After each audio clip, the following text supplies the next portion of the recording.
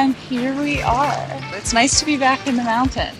My place gave me a free transport card, so I just gotta hop on, get downtown, and everything's clean and we're operating on time, and the trains were amazing to go from the airport. Wow, okay, so this is really serene and beautiful. I forgot that I would miss them. This is so cool. It's like a full swimming area.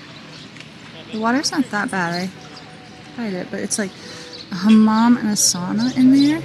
You can take the trains, the trams, the buses, and the water taxis, and they're all the same price, which for me, I got my free transport card. This is so cool and such a fun way to travel. I'm so impressed by Geneva. It's really beautiful, and I think to spend a few days here it'd be magical. I'm gonna try to find a little wine bar now.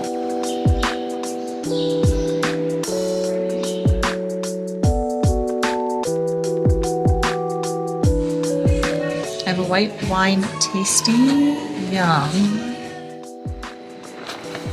Good morning. I just walked to the train station to catch the first train of the day to get to the airport to go back to the USA. So let's go. A few moments later. As you can see, I have made it back home. I had such a huge travel day today, so just ignore me looking like I haven't slept in days, because I feel like I haven't.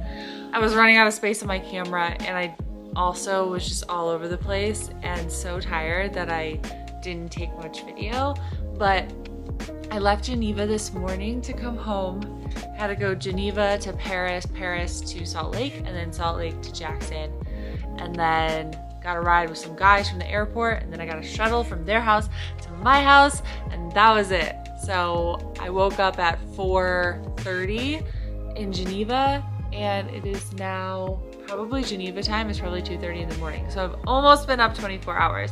The previous night before that, I was in Lisbon. I spent the day in Geneva on Saturday, and then I flew to Geneva Saturday morning. So I spent not even 24 hours in Geneva, but it was a great city to explore.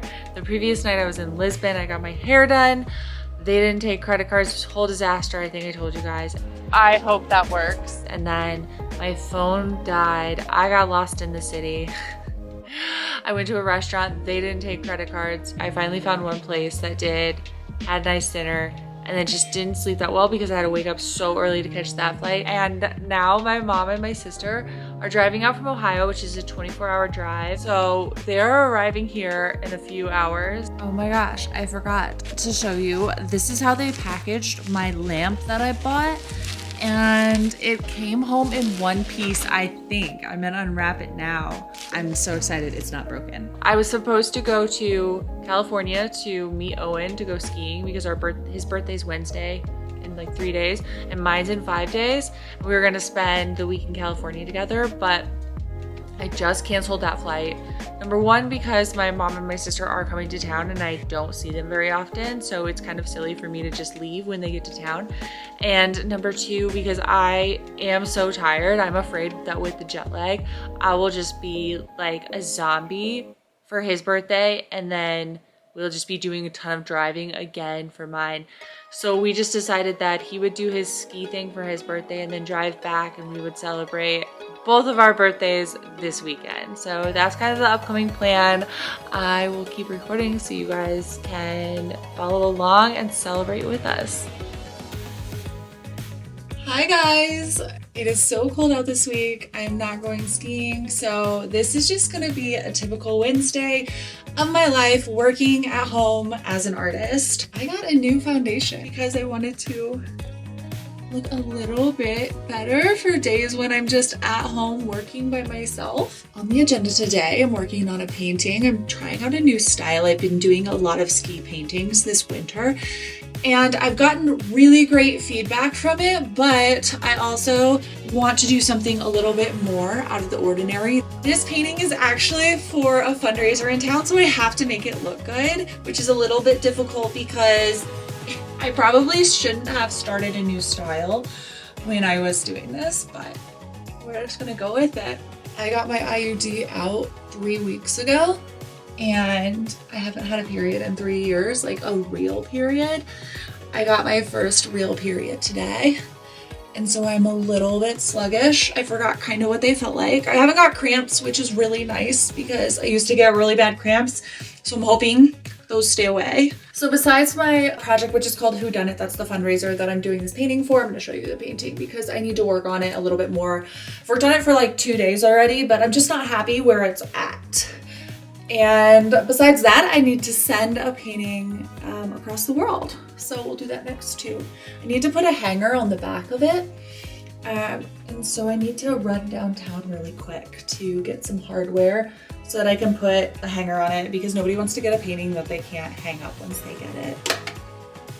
So I'm hoping to incorporate some art because at the end of the day, art is my job and that's a lot of what I do. So I'm hoping that maybe you guys can just get some tips of being a full-time artist and what it looks like for me, but also you'll see my life as a whole. And that's kind of the goal that I'm going for. Also, I made my bathroom very Moroccan style and I'm so proud of it. So, okay. Maybe I'll show you guys a full thing later.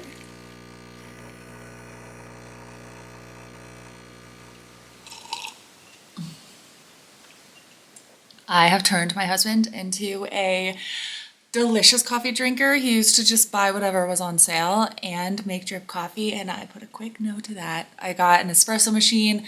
We now buy delicious beans, and oh my gosh, makes me so happy. I already had one cappuccino today, so now I'm on to a simple Americano. Art lesson 101. This is really quick and this is good for everybody, even if you're not an artist.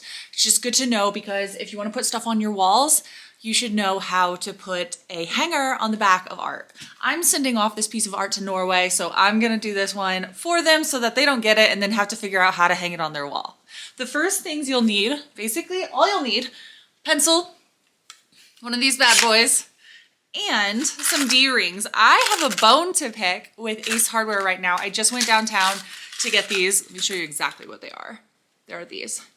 And it was $5. This is a 4-pack and I used 2. You have to use 2, one on each side for a frame. So that's over $1 a D-ring, which is crazy. I just got on Amazon because I was like, this cannot be right. I got on Amazon and I can get a 100 pack for $8.99. It can work good for like any size paintings. So this one, I actually used these screw-in rings, but the better way to do it, I did that because this one was really small, but the better way to do it is the way we're gonna do it right now. Okay, so we're gonna eyeball 1/3 of the way down the painting. We know that this is halfway, so 1/3 is gonna be like right here, and I'll make some pencil marks. Okay, I want the other one to be exactly this far down, so I'm actually gonna take a ruler for that one, or I'm not even gonna take a ruler, I'm just gonna like, you know, do a little janky measurement.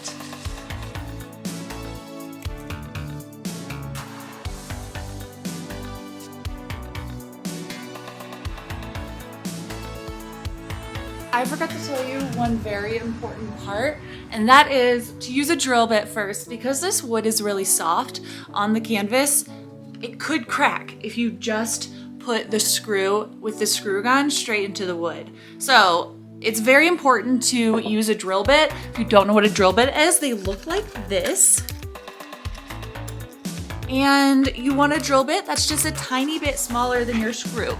Don't get lost, this is really simple. I know like it can be confusing if you don't use tools very much, but it's a good thing to know. So basically this drill bit is so tiny, but my screw is really tiny too. So this drill bit's gonna be good because the next step up is this one, and this one is gonna make too big of a hole. It's just too big for the screw, I'm pretty sure. I mean, it's kind of eyeballing it, but this will at least give me a good start. So that's how we're gonna do it first. We're gonna just do a little drill bit. The way you put it in, take your screw gun and twist this. Take out the main screw. It's probably the one that comes with it. And then we want it to be really, really tiny because we're putting in this really tiny drill bit. There we go. And then quickly take out your drill bit. Don't lose it. Open this up wider. I'm real down low here. And put in the normal drill that you'll use, which this one is a Phillips head. Looks like that. That's what we're gonna use to screw in our screws. The last item you need, which I forgot to tell you about, is this. It's legit called picture wire, which is very obvious. And it's just some wire that you're gonna connect both of these D-rings. So the process we're gonna do is connect each end and then make the wire go up a little bit so when it hangs, it'll, you know, be able to hang.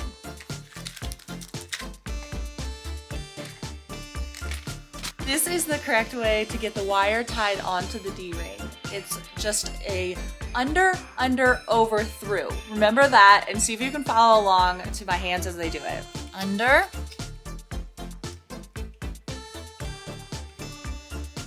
under, over, and through. And then once you make that really tight, like this, just wrap this around it.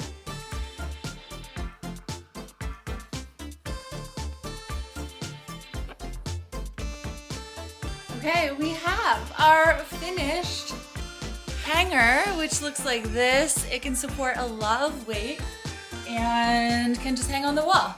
And then you'll probably put a frame around it, but you can still use this as a hanger, which is great. So it'll be really cool. Now I'm gonna wrap it up because it's gotta travel halfway around the world, so I'll do that really quickly.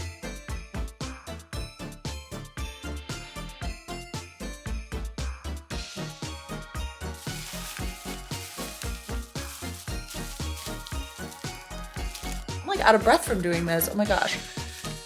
But I don't want anything to happen to it, and it's shipping so far, so I don't know, hopefully it goes well.